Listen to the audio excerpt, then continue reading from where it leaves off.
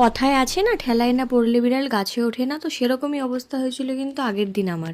এই শাড়ি পরা জিনিসটা কিন্তু যুদ্ধের সমান আমার কাছে, কারণ তুমি আমাকে যতবারই শাড়ি পরা শিখিয়ে দাও আমি নিজে কোনোদিনও শাড়ি পরতে পারি না। এত বছর ধরে শাড়ি পরি কিন্তু আমি নিজে কোনোদিনও পরি না, আমাকে পরিয়ে দেওয়া হয়। আমি লোকের কাছে ঘুরে বেড়াই শাড়ি পরার জন্য।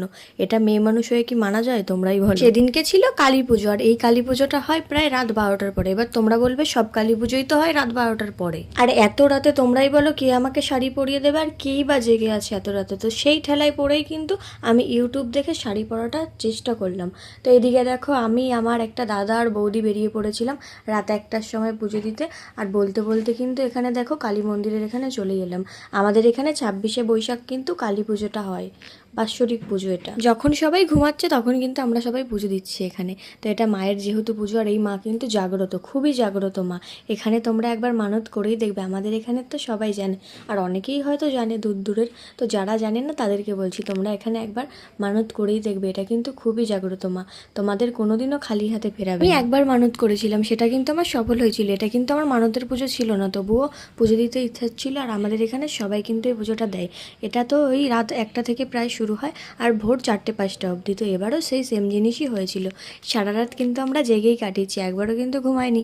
অনেকেই এখানে ঘুমিয়ে পড়ছিল পুজো দিতে এসে, কিন্তু আমি শুনেছি উপোস থেকে ঘুমাতে নেই। এটা কি সত্যি কথা? তোমরা যদি জেনে থাকো আমাকে কিন্তু কমেন্টে একটু জানিও, আমি ভুল জানি না ঠিক জানি। তো এখানে দেখো আমার বান্ধবীরা বলছিল আমাকে নিয়ে ভিডিওতে, তো আমি এখানে নিয়ে নিলাম। আর এখানে দেখো কথা বলতে বলতে মায়ের আরতিও শুরু হয়ে গেছে। আর তারপরেই কিন্তু অঞ্জলি আমরা দেব। এখানে আমাদের ফুলও দিয়ে দিয়েছিল। আর ফুল নিয়ে যে এত মারামারি হতে পারে আমি এই পুজোতে এসে দেখলাম। আমার কিন্তু প্রচণ্ড পরিমাণে শরীর খারাপ গেছে, ওষুধ চলছে যেহেতু ডাক্তার বলেছিল একদমই খালি পেটে থাকা যাবে না, তবুও আমি মায়ের নামে কিন্তু কাটিয়ে দিয়েছি। আমি জানি কেউ না পারুক, মা ঠিক পার করে দেবে আমাকে। ভোরের আলো ফোটার সাথে সাথে কিন্তু মায়ের ভোগ আমাদের দিয়ে দিচ্ছে, আর মায়ের ভোগ কিন্তু আমার প্রচুর ফেভারিট। তুমি আমাকে যাই দাও, আর মায়ের ভোগ বলতে তো সারা রাত উপোস থেকে এটা তো অমৃত লাগে। আর যদিও নর্মাল টাইমে তুমি আমাকে খিচুড়ি দাও, আমি মানে সব কিছু ফেলে দিয়ে খিচুড়িটাই খাবো কিন্তু। আর মায়ের ভোগ যেহেতু দারুণ টেস্টি লাগে, এই খিচুড়ির মতন টেস্ট তুমি কোথাও পাবে না।